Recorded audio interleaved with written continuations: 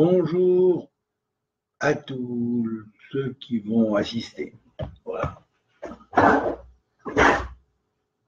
Ça va être bientôt le Rosh Chodesh Nissan, le mois de Pessah, donc on va en parler un petit peu. C'est un premier cours que je fais là-dessus, j'en ferai un autre un peu plus tard. C'était surtout aussi pour prévenir que, grâce à Dieu, on a un site internet.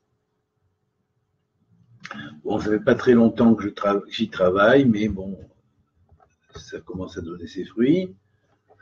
Dans ce site internet, il y a plusieurs rubriques. Vous verrez, j'essaierai de classifier au fur et à mesure les vidéos qui sont été mises à la fois sur Facebook et sur YouTube d'une manière pédagogique en fonction de la classification des sciences dans la Torah, en fonction de la classification que la tradition kabbalistique nous a léguée, sur laquelle j'ai travaillé. Et donc, c'est en cette fonction-là que les choses seront disposées.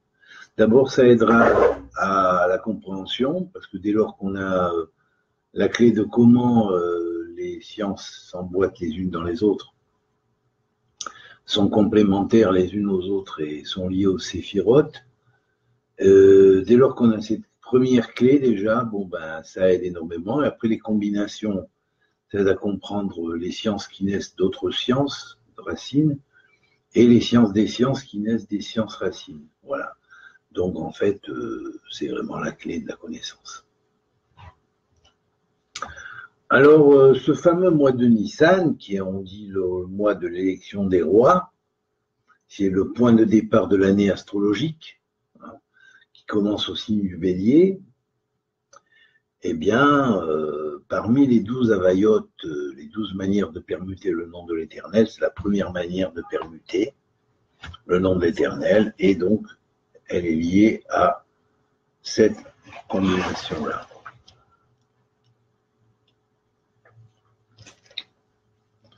Celle-là. Je vous l'approche.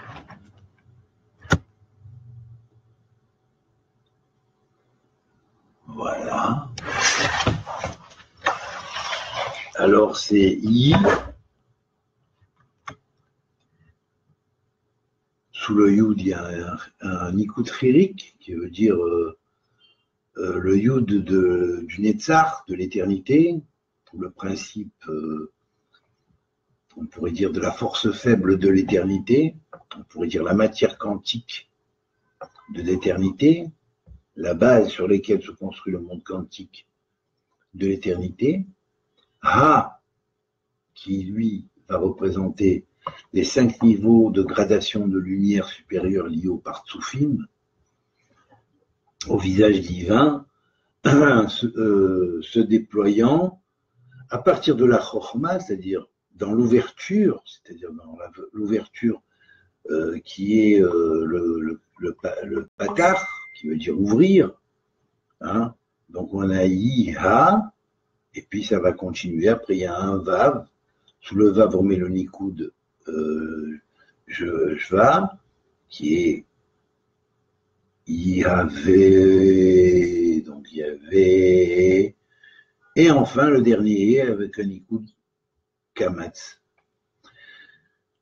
c'est-à-dire A intérieur, qui lui est lié à Keter. Donc on va voir déjà qu'ici, on travaille au niveau du monde de Tzilut, dans ce nom-là, sur l'éternité de la matière quantique, si on pourrait dire, ou de cette force faible qui existe dans l'univers, cette étincelle de lumière primordiale, première, Pashut, hors Pashut, éternelle, lorsqu'il se diffuse en 5 lumières, qui vont être 5 lumières de la sagesse, qui vont émaner pour inonder de lumière les partsoufim, les visages divins, dans toute la bria, dans tout le monde de la création, dans le monde de la création, à partir de sa Hatzilut jusqu'à son Asiya, c'est-à-dire sa formule d'Asiya, c'est-à-dire du monde de l'action concret. Puis, on a le Vav qui, lui, va s'étendre sur toutes les directions de l'espace et du temps, et il va les construire, et bien sûr, il va s'habiller dans Yetzira, de cette force de puissance divine qui va être dominante dans ce signe du Bélier, de cette force de puissance divine qui va en même temps après se communiquer la force au Malchut, au royaume qui est vide mais qui lui va recevoir la force du Keter.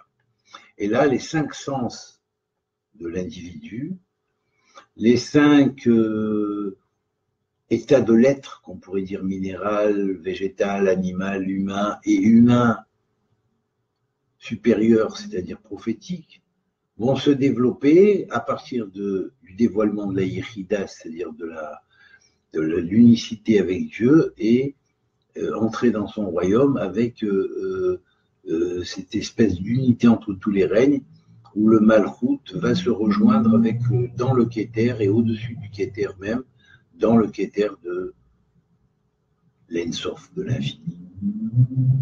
C'est la raison pour laquelle l'anagramme de ce nom est Yismechu Hashamayim Vetagel Haaretz, c'est-à-dire que se réjouissent les cieux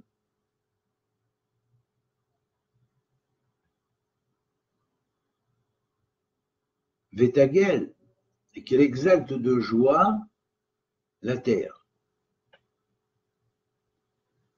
Et donc, la terre ici en tant qu'unité terrestre, c'est-à-dire l'unité de toutes les terres habitables de l'univers, de toutes les terres intelligentes et contenant sociétés intelligentes de l'univers. Et tout cela se fait par le miracle, si on pourrait dire, du sacrifice de l'agneau qui est lié au bélier.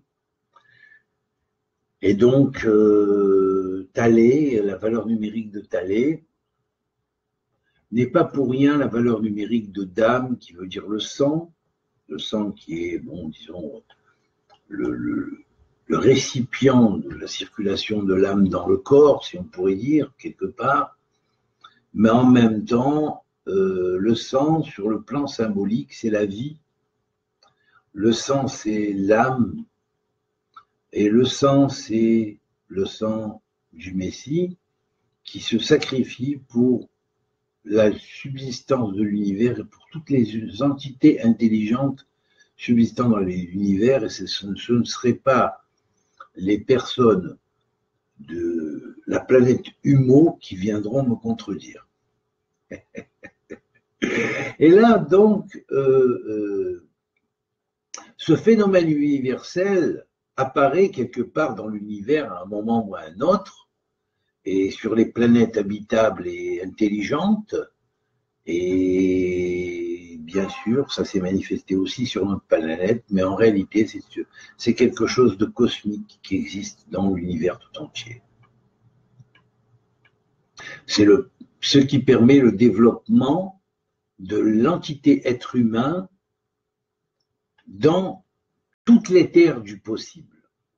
Voilà. Quand je parle de terres du possible, je parle aussi bien de planètes habitables qui pourraient être des exoplanètes dans lesquelles germerait une intelligence comme il a germé dans le monde dans lequel nous habitons, la Terre que nous habitons, mais également dans les terres parallèles de chacun de ces exoplanètes. Alors bien sûr, toutes ces terres-là, à partir du moment où elles sont reçues à l'examen du Pessah universel, c'est-à-dire de ce que l'on appelle la grande fête de Pessah universel, la Pâque, où bien sûr on mettait le sang aux portes, le sang de l'agneau pour permettre la sortie de l'individu du monde de la mort. Alors bien évidemment, dans cette symbolique du mythe, la symbolique universelle de l'agneau des mondes, l'agneau qui permet le rachat du Malchut qui est tombé dans tout monde, et son retour à l'origine du Malchut de l'Ensof, eh bien, pour signifier cela, la Torah nous a dit, bon, vous prendrez, vous mettrez au linteau des portes du sang de l'agneau. Bien sûr, c'est symbolique. On ne va pas aller tuer un agneau pour mettre ça au linteau de nos portes. Le linteau de nos portes, c'est Dalet. Hein, c'est Dalet, Daltot. Ben, nos portes, c'est les portes intérieures qu'il y a en nous. Dans les portes intérieures qu'il y a en nous, nous devons mettre le signe avec le sang de l'agneau près de la mezouza, qui est ce qui garde la porte qui est en nous. Toutes les portes qui sont en nous, les portes de la conscience, les portes de l'évolution de la conscience, afin que l'ange de la mort ne frappe pas. Et à partir de là, il y a la sortie de l'étouffement du monde de l'emprisonnement, hein, qui représente l'Égypte de l'époque qui était dominée par le facteur dit Misraïm d'accouchement, mais dans lequel effectivement il y avait des principes qui empêchaient l'accouchement. Alors donc Nissan va représenter le mois de la naissance d'un nouveau peuple, ou de la continuité du même peuple qui était capable de se transfigurer, donc qui s'est transfiguré en un autre, puisqu'il peut se transfigurer en tout. C'est marqué dans le livre des morts égyptiens, vous le relirez, et quand on sait que c'est Yosef qui l'a écrit, ou qui a transmis les bases, à travers tout ce qu'il a pu recevoir de Hanor, et découvrir des secrets que Hanor avait laissés, ben voilà, c'est tout. Yosef a découvert cela, et il a écrit sous la forme du livre de Annie, hein, Annie Yosef, il dit à ses frères, eh bien il nous a transmis le savoir, il nous a transmis ce savoir qui mène à la rejaillissance, résurrection de l'être de vie, où l'être vivant vainque l'être de mort qui cherche à nous enterrer vivants et à nous enterrer même morts. Voilà. Donc, c'est un espoir extraordinaire que la Torah est venue nous donner ici, avec l'histoire de la sortie d'Égypte, l'histoire du cercueil de Yosef, que Yosef a dit, n'oubliez pas de prendre avec vous mon cercueil lorsque mon sarcophage, on pourrait dire, puisqu'il avait été embaumé, et ainsi que celui de Yaakov, quand vous partirez, après le temps où vous devez rester ici, où vous serez esclave à un moment donné, eh bien vous devrez sortir, et donc n'oubliez pas de prendre mon. Et curieusement, les Égyptiens avaient donc jeté le cercueil dans le Nil, ça veut dire on le met à l'oubli, parce que si Yosef disparaît, ils ne sortiront pas. Et là, c'est l'Égypte de mort, c'est le principe de l'Égypte qui a dévié de la voie, qui s'est laissé complètement prendre par les forces de mort, qui empêche la naissance et la continuité des enfants de l'Égypte, parce que Yosef, il venait d'Israël, hein, et donc il a été, et en plus de Beersheba, puisqu'ils étaient à Beersheba. Beersheba, c'est Beersheba, les 7 puits, hein, les 7 connaissances, les 7 piliers de la sagesse cosmique. Hein. Donc, il vient de notre monde. Abraham avait déjà fait l'ascension vers cet état et vers ce monde. Et donc, une fois qu'Yaakov s'est installé, c'était la 3e phase, il y a eu Yitzhak, il y a eu Yaakov, s'est installé là-bas, après avoir congédié pour lui les forces de mort par sa lutte avec l'ange de mort, eh bien, il s'est arrivé, il avait touché quand même à sa hanche, symboliquement, c'est-à-dire à ses enfants. Donc c'est Yosef qui va subir cette chose-là. Et l'ange de mort l'a frappé à Yosef, au Yesod, à son Yesod, au guide, à Naché, guide Gdi, au Tiot Gdi. Gdi, c'est la période décembre janvier. Bon, je vous dis en cas où, pour ceux qui ne savent pas, mais ça donne quand même à réfléchir, quoi. Et donc, Yosef va être vendu par ses frères, ou il va être vendu au monde de mort, quelque part. Puisque c'est des Ismaélites qui faisaient le passage de de lotus entre l'Inde et l'Égypte, qui vont l'emporter sur leur caravane, la symbolique est claire, hein, c'était lotus.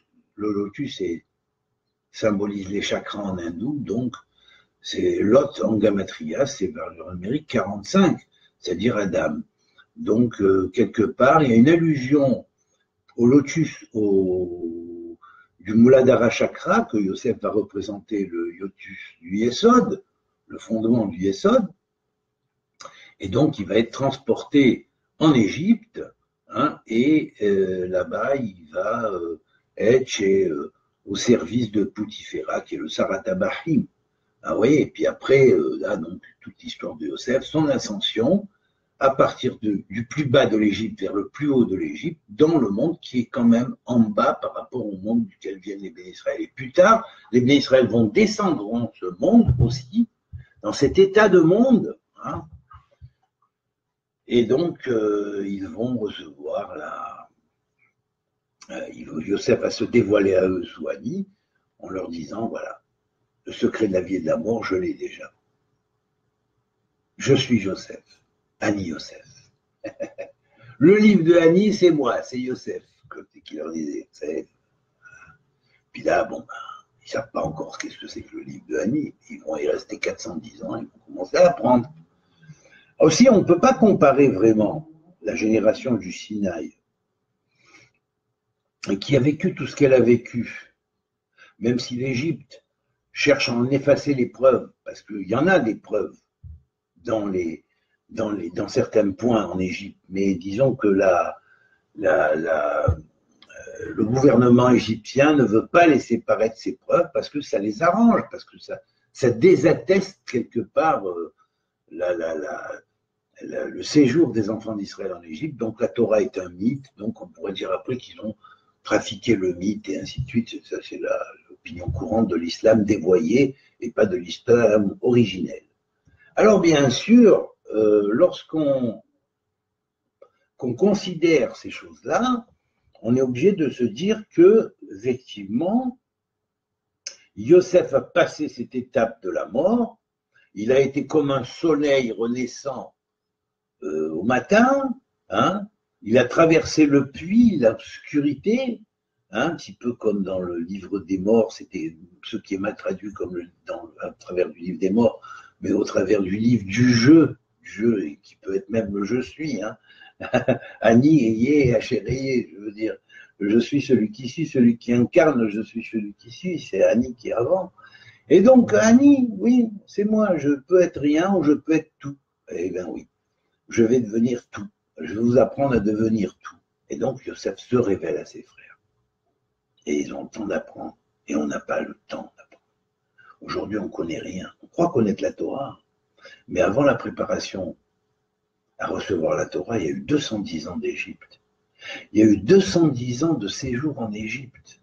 Il y a eu 210 ans de connaissance et compréhension et même approfondissement des secrets d'Enoch que Hanoch avait laissé dans cette civilisation merveilleuse, qui était en avance sur tout ce que connaît la science aujourd'hui au sujet de la vie après la mort et de tout ça, sur de milliers d'années. Il faudrait des milliers d'années, des connaissances de recherche, investigation dans je ne sais quel laboratoire et recherche sur la mort et avec tout ça. Mais il faudrait des milliers d'années pour décrypter tout ça, comment ça se passe.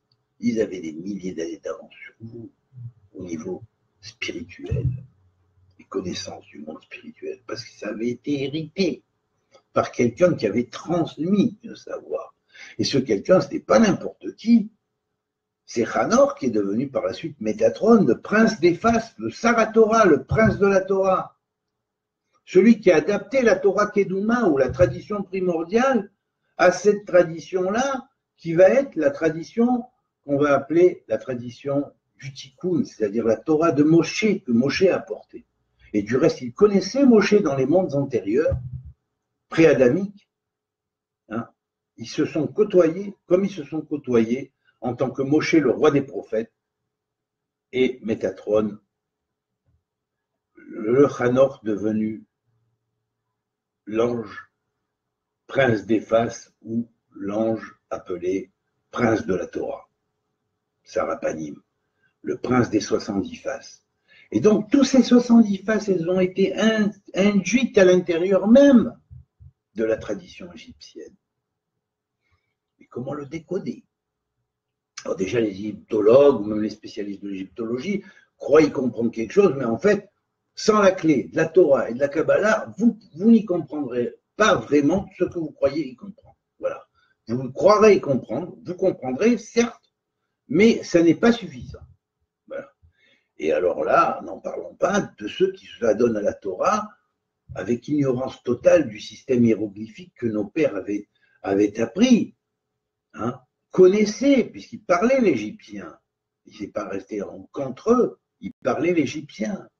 Donc, la civilisation du Sinaï, c'est une civilisation, attention, bien en avance de cette civilisation qu'on a aujourd'hui, hein, cette manière de représenter la Torah qu'on a aujourd'hui. Voilà, c'est tout. C'est loin. Et déjà, c'est une civilisation très, très, très avancée. Et donc, il y avait la Torah en plus, et grâce à la Torah, avait décodé le système de l'Égypte originelle. Celle que Hanoch avait fondée et adaptée depuis la tradition primordiale, puisqu'il connaissait les cycles antérieurs au cycle adamique et au cycle du Tikkun. Alors, bien évidemment, attention, cette génération-là a mérité Moshe, le roi des prophètes, l'incarnation d'un principe qui, dans le ciel, s'appelle le transmetteur universel de la Torah. Dans tous les globes et sur toutes les terres habitables, intelligentes dans lesquelles le phénomène Israël existe droit avec Dieu, Yachar Imaël, c'est ça Israël? Eh bien, Dieu envoie le Moshe. Et là, il y a naissance d'un peuple qui va après arranger et faire le tikkun de la partie du monde sur laquelle il se trouve.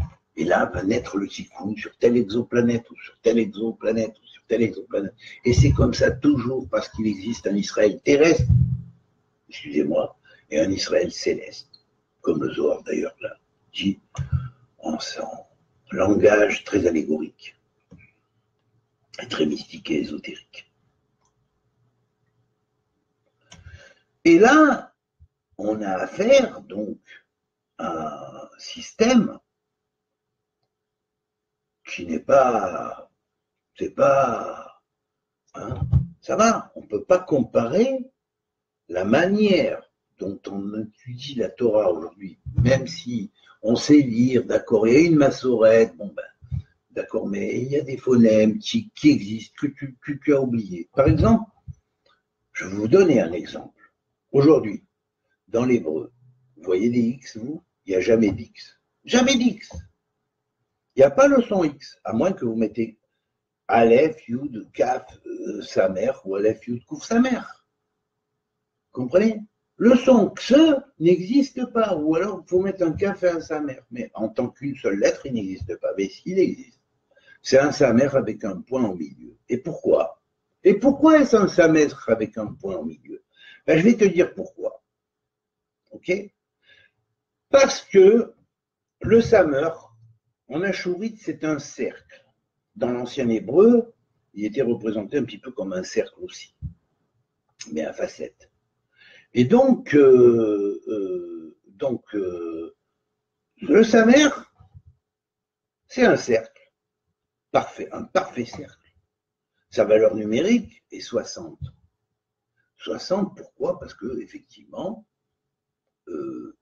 l'angle 60 multiplié par 6, qui est sa valeur réduite, donne 360 degrés au cercle. Alors, bien sûr, de là vont sortir le mot slil, qui est la spirale. Vous voyez, si vous, qui est le tout faire un tour, vous voyez, Sod contient un samer. Le secret, c'est quand il a fait le tour des choses. Et le tour, c'est le tour du Galgal. Vous voyez? Alors déjà, dans Sod, on a Samer Vav, qui est la gematria de Ben David. Ben David, fils de David. Alors ça veut dire qu'il faut que tu aies appris la science des Kohanim qui avaient autant de David. C'est quoi les Kohanim qui avaient autant de David? C'était ceux qui étaient les héritiers de toutes ces traditions énochiennes, qui est arrivé, qui est passé par l'Égypte, qui a retenu tout ce qu'il y avait à retenir des notes qui avaient transmis par l'Égypte, et puis qui est arrivé au Sinaï, et puis qu'après du Sinaï, ils ont continué de génération en génération jusqu'à arriver à la génération de David et de Salomon, et qui étaient les prêtres qu'on appelait les fils de Tzadok. C'est ça les vrais. Et c'est les vrais qui retourneront à la fin des temps, comme Ésaïe d'ailleurs du reste l'a prédit, en ce qui concerne la fin des temps et le troisième temple. Donc on n'est pas dans la ligne. Parce qu'aujourd'hui, on ne peut pas dire qu'on enseigne la Torah des Bnei Tzadok. Hein? On enseigne la Torah d'une galoute bancale. Et il faut le reconnaître, avec tout le savoir qu'on a, ou qu'on croit avoir. Ça ne tient pas la route avec ça. Parce qu'il y a un apport, une puissance derrière phénoménale. En avance sur la science de milliers d'années. Parce que le savoir, il vient de civilisations hautement évoluées. Et même nos amis d'Humo, hein, de la planète Humo, sont arrivés aux alentours des années 50 pour faire un tikkun, une réparation que peut-être leurs ancêtres, et dont certains ignorent d'ailleurs, avaient fait aux alentours de l'an 0, hein, du début du siècle, puisque Humo est appelé Méroz dans la Torah. Eh bien sûr, ils le savent, il y a des civilisations qui les ont précédés sur Terre, civilisations hautement évoluées, qui existaient bien avant l'être humain et l'histoire, d'ailleurs, toute l'histoire de l'humanité. Alors, il est temps de savoir, comprendre et de remettre la charrue avant les bœufs. Voilà. Donc voilà. Donc on ne peut pas comparer le savoir de ces civilisations-là, de ces temps-là, de cette génération du Sinaï, avec le savoir de la Torah d'aujourd'hui qui s'enseigne. Mais c'est les cieux par rapport à la terre. Alors même si quelques-uns disent qu'il y a une terre des cieux, oui, c'est vrai, il y en a certains. Les Mekoubalim, par exemple, ils enseignent le ciel de la terre, pardon. Hein? Oui, bon, ça va, mais c'est pas le ciel. Hein? Ils enseignent une partie du ciel de la terre. Alors, il y a plus. Non, c'est ça. On ne peut pas comparer avec la civilisation du Sinaï. C'est impossible. Alors, pourquoi Yismehu Hashamayim Vetagalaret? Parce que c'est relié au mythe de l'agneau, au secret de l'agneau, qui s'est sacrifié pour que les mondes existent, pour que l'entité humaine, pour que l'homme fait à l'image divine, où qu'il soit dans n'importe quelle terre, de n'importe quelle planète, sur laquelle un principe universel appelé le Moshe universel Netzhi, hein, est venu porter la Torah et la transmettre et la révéler pour que cette civilisation évolue, cette civilisation qui est droite envers Dieu, soit dans l'Israël cosmique, comme nous explique le Zohar, soit dans l'Israël d'en bas, l'Israël d'en haut ou dans l'Israël d'en bas. Israël déjà appartenant au royaume, délivré, ou Israël d'en bas encore dans un monde galoutique, qui n'arrive pas à se comment dirais-je, dépêtrer de sa galoute, de son exil. Voilà. Et alors là, dans Yismechu Hashamayim, Vemashiach Hashamayim, Yismechu Hashamayim Vetagel Haaretz, Yismechu, c'est les lettres de Vemashiach, ou Meshichu. Ça veut dire réjouissez-vous, et réjouissez-vous jusqu'à ce que Meshichu, que son Messie, arrive. Cieux. Et toi, terre, réjouis-toi. Or, la valeur numérique du passou que David Amelech a émis, duquel est tiré le passou, le verset Ismechu, l'expression Ismechu Hashamayim Vetagel Haaretz, fait en valeur numérique 1993. Ça veut dire que il faut compter aussi le nombre des lettres qu'il y a dans le passou. Donc, c'est un temps, depuis 1993 jusqu'à 2000 et quelques, où effectivement, on tente de se libérer d'une certaine emprise. Vous comprenez ? En Israël, dans le monde juif et dans ceux qui a reçu la Torah. Et bon, pour arriver à s'en libérer, ça prend du temps, autant le temps qu'il y a de lettres dans la totalité du verset qui fait cette valeur numérique, que dans le temps qu'il y a de mots en plus qu'il faut rajouter, et le total du verset. Vous comprenez ? Alors là, ça fait bien sûr, on arrive jusqu'en 2000 et quelques, 8 et 10 et 11 et 12 avec les versets, avec les nombres des chapitres, donc avec le nombre des mots, vous comprenez ? Donc c'est un processus qui est en train petit à petit de se matérialiser vers nous, vous comprenez ? Où petit à petit, Israël va commencer à un peu émerger de son exil intérieur, de cette étroitesse, vous comprenez, de cette clôture. Et avec lui, il va entraîner la totalité de l'humanité. Vous comprenez ? C'est ça qui est extraordinaire, le mois de Nissan.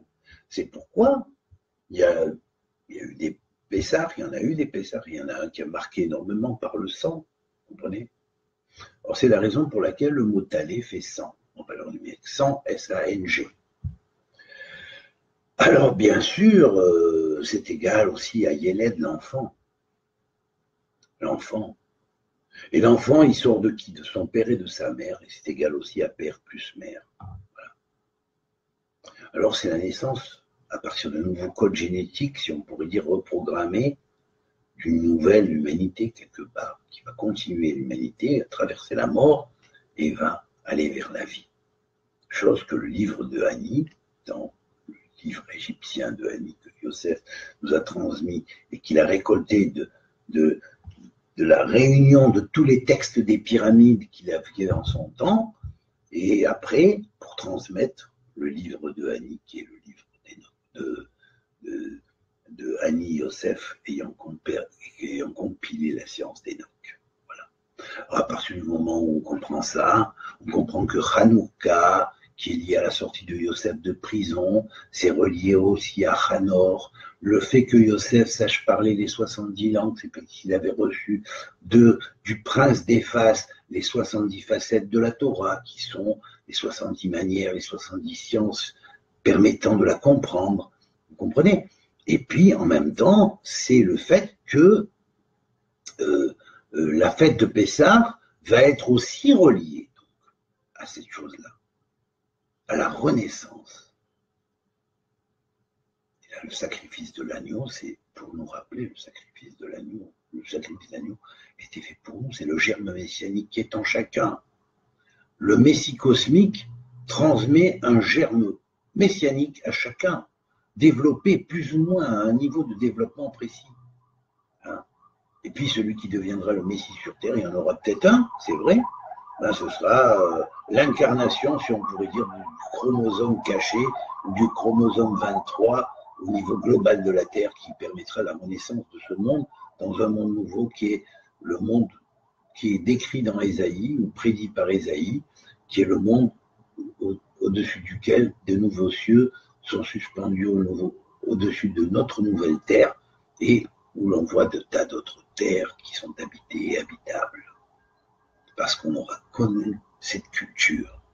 On aura réaccédé à la civilisation, à l'intelligence et la compréhension de cette civilisation du temps du Sinaï, qui, malgré ses défauts, parce que chacun d'entre les membres avait aussi un Yetzer Hara ou un mauvais penchant aussi élevé qu'il était élevé, donc ça, chacun doit faire avec son Yetzer Hara.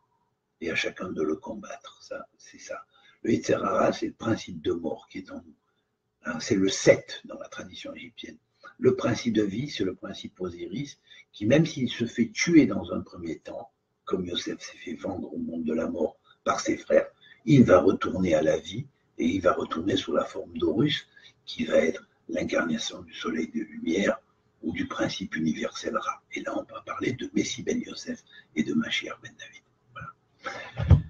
C'est ce que je voulais dire pour relier les traditions. Voilà. Alors, j'espère que vous avez un petit peu apprécié mon cours. Hein.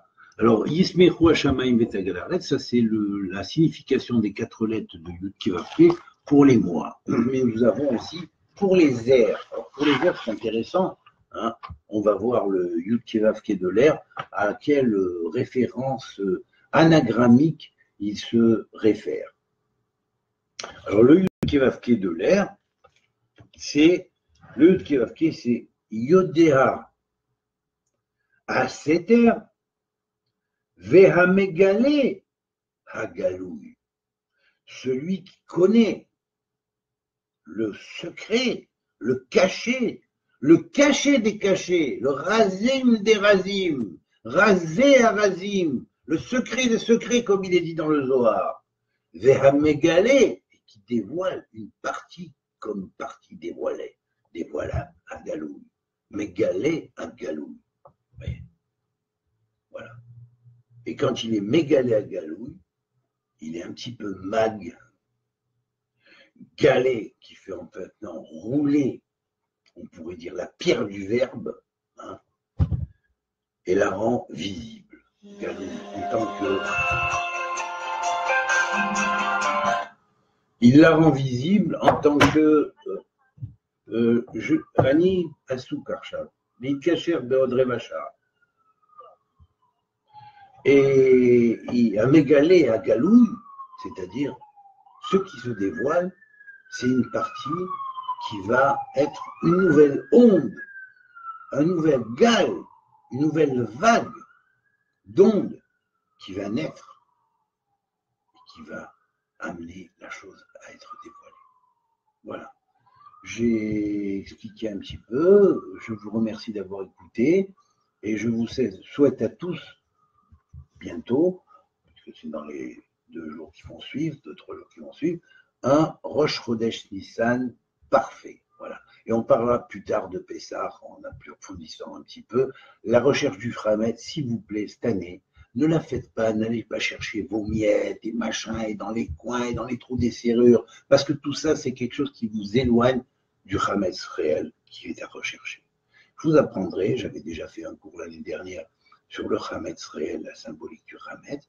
Vous rechercherez le Hametz, vous rechercherez aussi les grains et les miettes et machins, mais pas trop et outre mesure. Cherchez le Hametz intérieur et extirpez-vous du cœur, et avec l'aide de Dieu, vous verrez que l'année prochaine, on aura la Géoula. Voilà. Je vous le certifie. Voilà. Faites-le. Je vous le certifie. Koltou. Dieu n'attend que ça. Que Dieu vous bénisse. Alors, vous avez mon site, j'ai oublié, donc, mon site s'appelle davidlelouch.com. Alors, vous avez http, et www, pas il y a un peine du www, excuse-moi, http, et enfin, David Lelouch, comme ça s'écrit, en un seul mot, tout en petites lettres, .com, C-O-M, voilà. Et vous êtes sur mon site, vous verrez, on essaye de l'agencer selon la science des Bnei Tzadok HaKohen, et je vais essayer de remettre toutes mes conférences et cours selon cette épistémologie des sciences, c'est-à-dire ces connaissances de la Torah qui est basée sur le chiffre 7 et 7 x 10, 70, qui est la clé qu'a transmis le Sarapanim à Moshe, et qui est la clé qui a été transmise jusqu'au Bnei Tzadok HaKohen, qui connaissait, et qui est la clé sur laquelle se fonde la totalité du Sefer Torah, qui contient 1880 fois le nom de Yud Kei Vav Kei, c'est-à-dire 26 fois, comme la valeur numérique de son nom, 70. Voilà. Alors, vous voyez, tout est axé là-dessus. Et donc, sachez quelle Torah vous avez entre les mains. Et ne la dévaluez pas, s'il vous plaît. Remettez-la à son niveau. Merci. Koltou.